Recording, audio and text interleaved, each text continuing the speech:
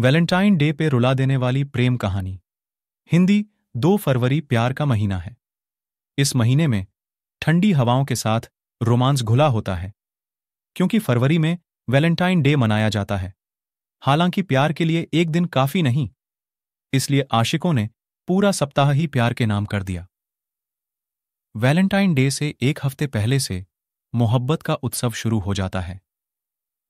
सप्ताह भर मनाए जाने वाले प्यार के दिनों को वैलेंटाइन वीक कहते हैं, जिसका हर दिन प्यार को बढ़ावा देने, क्रश से मोहब्बत का इजहार करने और रिश्ते को अधिक मजबूत करने का मौका देता है।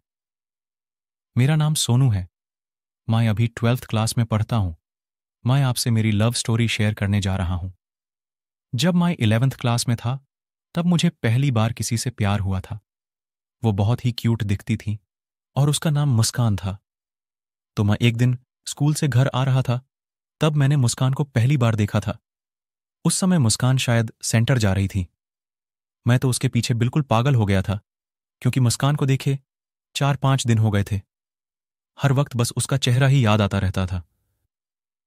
तब मैंने एक दिन सोचा कि आज तो उसी जगह पर खड़ीडिया रहूंगा जब तक कि वो नहीं आ जाए। मैं उस दिन शाम के 5 बजे तक उसी रोड पर खड़ीडिया रहा, जहां मैंने मुस्कान को पहली बार देखा था। परंतु उस दिन भी मुस्कान नहीं आई। मैं बहुत ही उदास हुआ और घर आ गया। फिर उसके अगले दिन मैंने उसको स्कूल बस से आते हुए देखा और उसको देखते ही मैं बहुत खुश हो गया।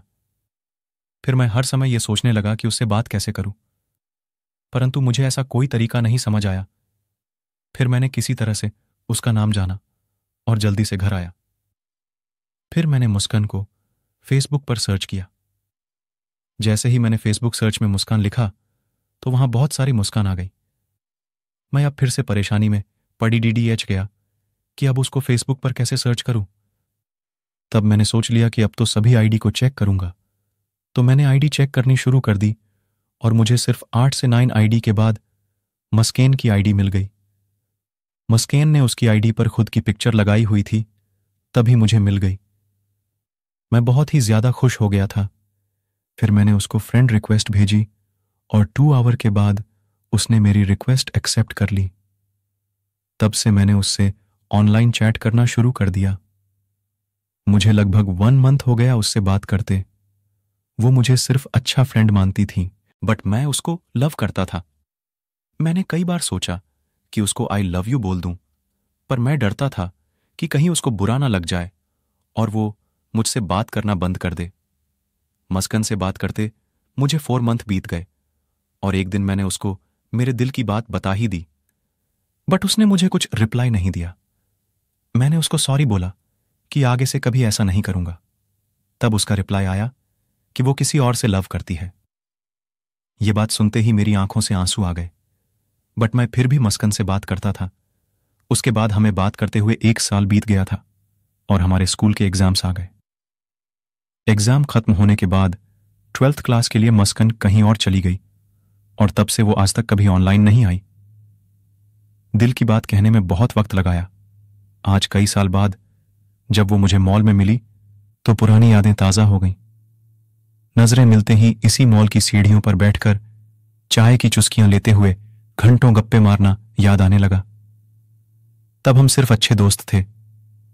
सभी को लगता था कि हमारे बीच कुछ पक रहा है, लेकिन इन सब से बेखबर मैं और अंजलि दोनों ही दुनिया की बातों को हंसकर टाल दिया करते थे।